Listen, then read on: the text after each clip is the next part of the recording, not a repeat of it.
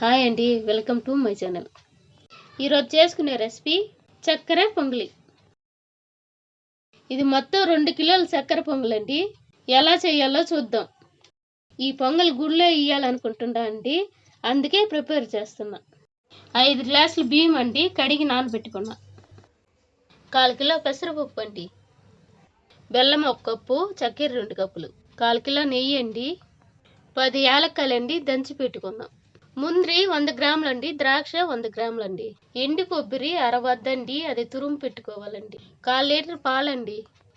ఇప్పుడు స్టవ్ అంటించుకొని మనం ముందే నానబెట్టుకున్న బియ్యము పొయ్యి మీద పెట్టుకోవాలి.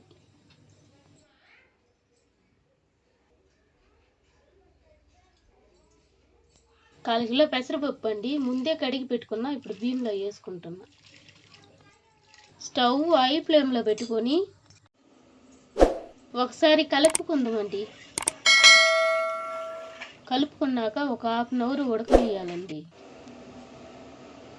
అన్నం ఉడుకుతుందండి, పొంగు వస్తుందండి, ఆ నురగ వరకు తీసేద్దాం. అన్నం ఉడికిందో లేదో ఒకసారి చూసుకుందామండి. అన్నం బాగా మెత్తగా ఉడికిపోయిందండి. ఇప్పుడు కొంచెం మంట తగ్గించుకుందామండి. ఇప్పుడు 1 కప్పు బెల్లం వేసుకుందామండి. బెల్లం వేసుకున్నాక అన్నానికి కలిసేటట్టు బాగా కలుపుకోవాలి. ఇప్పుడు చక్కెర వేసుకుందామండి. మొత్తం 2 కప్పులు చక్కెర అండి. అది ఫస్ట్ 1 కప్పు వేసుకుందామండి. అడుగు అంటుకోకుండా కలుపుకోవాలండి. తర్వాత ఇంకొక కప్పు చక్కెర వేసుకోవాలండి. వేసుకున్నాక బాగా కలుపుకోవాలండి. ఇప్పుడు దంచి పెట్టుకున్న యాలక్కాయలు వేసుకుందామండి. వేసుకున్నాక అడుగు అంటుకోకుండా కలుపుకోవాలండి. కేక్స్ తీసి పక్కన పెట్టుకొని కడాయి పెట్టుకుందాం.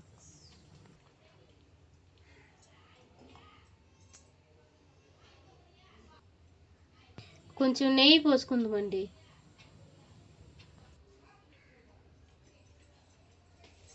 నెయ్యి వేడెక్కిన తర్వాత ముందరి వేసుకుందామండి. వెంటనే ద్రాక్ష వేసుకోవాలండి. ఇప్పుడు దోరలుగా వేపుకోవాలండి.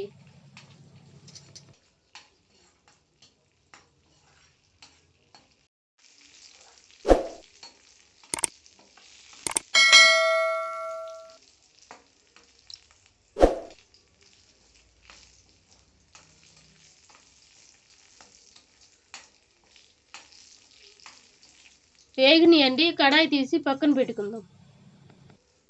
దింపి పెట్టుకున్న పొంగలి మళ్ళీ పొయ్యి మీద పెట్టుకోవాలి. స్టవ్ లో ఫ్లేమ్లోనే పెట్టుకుందామండి. అరబద్ద టెంకాయ తురుము పెట్టుకొని దీంట్లో వేసుకుందాం. ఒకసారి అడుగు అంటుకోకుండా కలుపుకుందాం.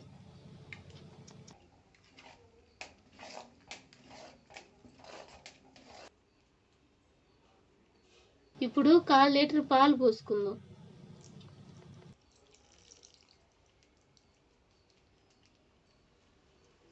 పాలు పోసుకున్నాక కలుపుకుందాం.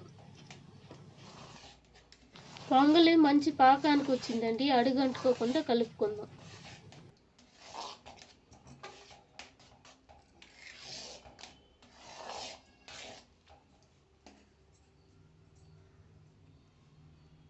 ఆ మిచ్చి ఉండే నెయ్యి పోసుకుందామండి.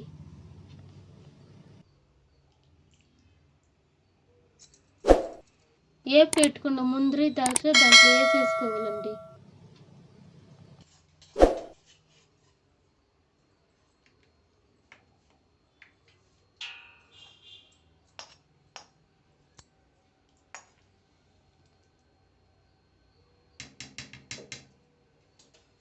అంతేనండి, ఇప్పుడు పొంగల్ రెడీ అయిపోయింది.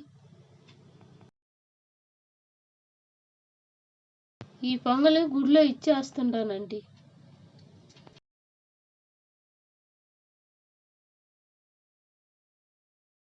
సరే ఉంటానండి, నెక్స్ట్ వీడియోలో కలుద్దాం.